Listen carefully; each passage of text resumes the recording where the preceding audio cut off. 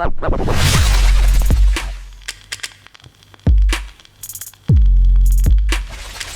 guys, and welcome back to another video. I'm joined here by Leicester Fans TV, Phil, right? Yeah, good evening. How are you? Yeah, I'm all good. I'm all good, but probably better than you are, given your position in the league. But I'm sure we'll get into that. Guys, I wanted to get Phil on, man, because obviously we've got a big game coming up at the weekend. A game that both teams are desperate to win for completely different prizes. Of course, one's for the Premier League title, and one is to stay in the division. And Leicester are a team that's really surprised me, and therefore probably surprised a lot of you guys watching. And I wanted to get a bit of an update as to what's going on, how we expect Leicester to play. I just get a bit of an update about Leicester. So, I mean, what has happened here, Phil, mate? Because I honestly, I look at Leicester, yeah, and over the last few years, I look at the players that you've got, and I think good set of lads, good set of players. Okay, maybe investment's not really been there in the last few years, and that's hindered things, but nothing that's dramatic as being 19th in the division. Whenever I watch Leicester, I can't say I've seen you that much this year, but in previous years, play some good stuff, play attractive football. How on earth are Leicester City 19th with 25 points? I think the honest answer is it's gone stale. It's just gone off the boil a little bit. Listen, we finished fifth and eighth in the last sort of 3 seasons. We've got a good squad, but it's just, I think it's been a little bit of the Brendan Rodgers factor. And I know you guys up there in the north west Liverpool fans will tell you that Brendan Rodgers at Liverpool sort of lost his edge after in his third seasons with them, and I think that's what's happened. We've just sort of repeated, and we've lost that edge, and that's it's gone stale. And when we needed to bring in a few new signings, it didn't happen last summer for us, and it's sort of just gone off the boil, big style. Good players still there though. Good players. Well, that's what I was going to say, because I hold Brendan Rodgers in fairly high regard. I think he's a decent manager. I think you look at what he did at Liverpool, very, very close to winning the Premier League. Obviously, he went to Celtic. It's not that difficult to win up there when you're Celtic. But at the end of the day, he done his job. Did pretty well with Leicester in the first couple of years. So how much responsibility would you put on Rodgers? How much responsibility is on Rodgers, the players, the board maybe? Because obviously the players are still there. Rodgers might have gone, but the players are still there. And these are the players that will be playing against Man City on Saturday. I think it's been a bit of a three-way. It's been a triangle of people not working together in the best way. You got Brendan Rodgers. A year ago, we lost in the FA Cup. I was at the match away at Forest when they were in the Championship. We got battered 4-1, and that was really embarrassing because they're our local rivals. They were in the Championship. They really stuffed us, and Brendan Rodgers came out after that and said, "I've got to do a rebuild of this team because it's okay, but it needs a rebuild." And then we were waiting all summer. Where is this rebuild? Brendan Rodgers came out and said, "I've been to the board." He came out very publicly and dropped the board in it and said, "I asked for money. I've asked for players. They've said no." Yeah. They've said no. So that he wasn't backed. And he's been a bit like a kid who's took his ball away or thrown his dummy out the pram, whatever you want to say, because it's felt like he's gone Mardy, if you know what that means, just gone really funny and didn't really want to play much this season. So he's gone like that. He's therefore dropped the players in it because he's effectively saying this squad ain't good enough. And I think the players have reacted a bit like, well, the gaffer doesn't think we're good enough. He wants new boys in. So it's been a funny old three-way trouble. That's what's gone on at Leicester. Yeah, I've seen. I watched a couple of your videos actually, and I can't remember the lad's name that was on the fan TV. But speaking about like the toxicity at the minute around the football club because of what's happened, and obviously the lack of investment, I guess, is at the forefront and where you are in the league. I mean, obviously Brendan Rodgers has been sacked now. Is there a little bit more sort of optimism about the season? Do you think the fans pulling together to try and really get this team gone, or are you in the dumps? Like, where is the football club at right now that Rodgers has gone? So when they sacked Brendan Rodgers a week ago on the Sunday, and then normally when this sort of thing happens, there's a plan B in place, isn't it? Because Brendan Rodgers being sacked or not sacked has been on the cards for months at Leicester. So you thought, right, they'll sack him on the Monday. We'll get here's the new manager. But clearly there was no plan B because we've quite embarrassingly talked to Rafa Benitez. We've been turned down by a couple of managers. Jesse March, the ex-Leeds manager, said yeah, he'd come and had an interview, and then he turned us down, and he's not got a job. So it has been a bit embarrassing. But to answer your question, we've just put in place Dean Smith, sorry, I'm going old school there. Dean Smith, John Terry, and Craig Shakespeare. And suddenly the mood has lifted at Leicester, because I think we feel like we've at least got a plan in place now to try and escape relegation. Mm-hmm. That's interesting. That is interesting. 'Cause, yeah, I seen the Jesse March links, and to be honest with you, I thought, Jesus, Well, yeah. that's a strange one. But that was embarrassing. We didn't want him. Fans didn't want him. Yeah. But he turned us down. Well, yeah, I mean, that might, you say it's embarrassing, but you might look back on that and go, well, it's some embarrassment worth taking, because he just doesn't look like he can cut it in the Premier League, in my view. And obviously, if you do get relegated, do you really want him managing you in the Championship?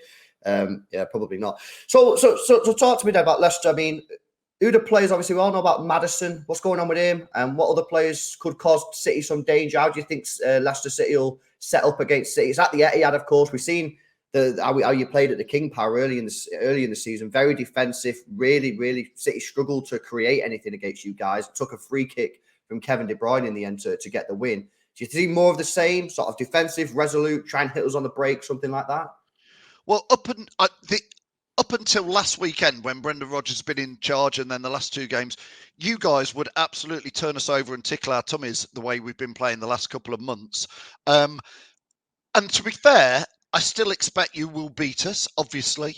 What I'd like to see from Leicester City is a bit of grit and determination up at Man City. If you do probably beat us, let's just see a Leicester performance that we can be proud of, which puts in a bit of grit and effort. That when we played you earlier this season, it wasn't glamorous from Leicester, but we did a job, and we tried hard really in that game, and that's what I want to see. Maddison on his day would be good enough to get in a Man City team, maybe, would be my opinion. On his day, he would certainly fit into your squad, at least, I would say.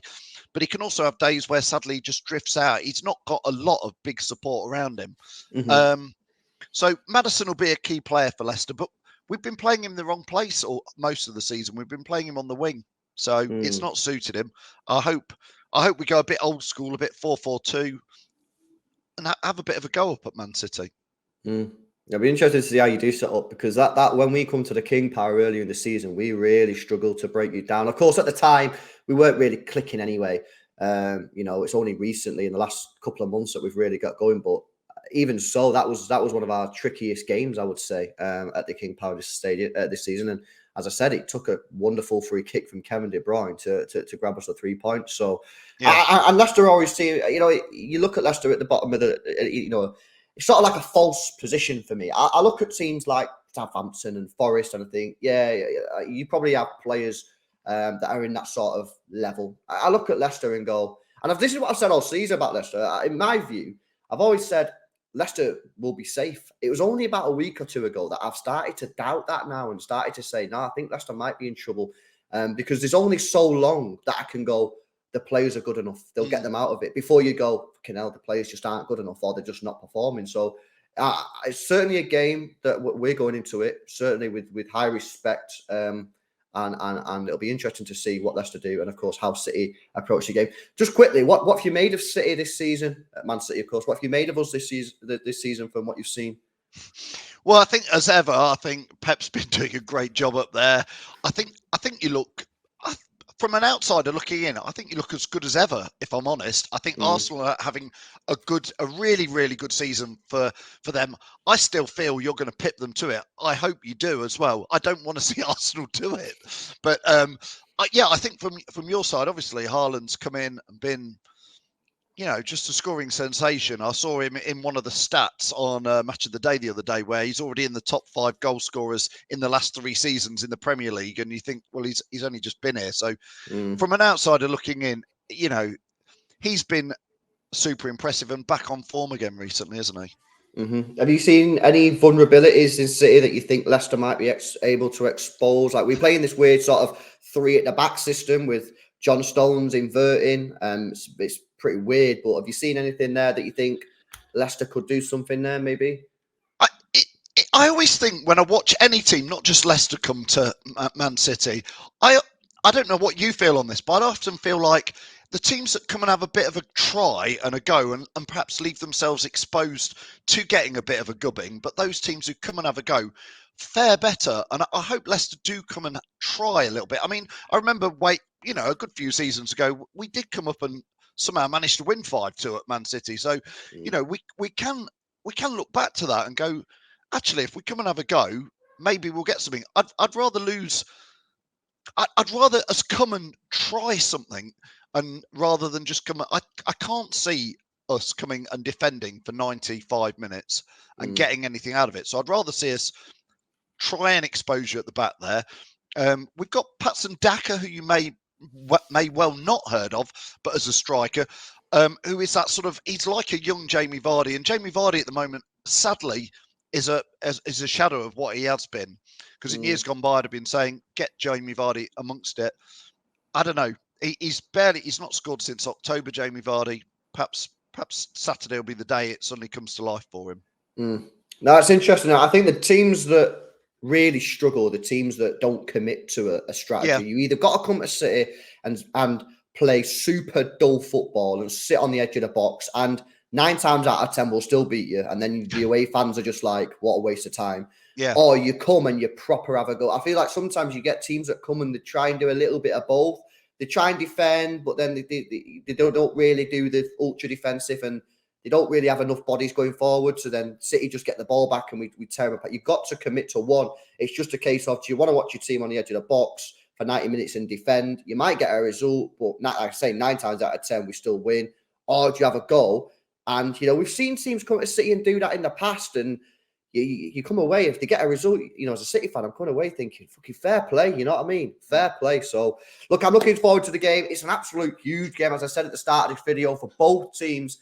Leicester City in a really bad position right now. I'm looking at the league table, 2 points away from safety. Goal difference is in their favour, which is, of course, a big thing and something that you'll want to protect when you come to the Etihad on Saturday. And of course, City, we can put the pressure on Arsenal with a win, go 3 points behind Arsenal before they play their game on Sunday against West Ham. Phil, thank you very much, mate, for coming on. Hope you guys have enjoyed the video. If you have, smash a like on it, subscribe to the channel. You can go check out Leicester Fan TV if you want to see all the post-match reactions to their stuff.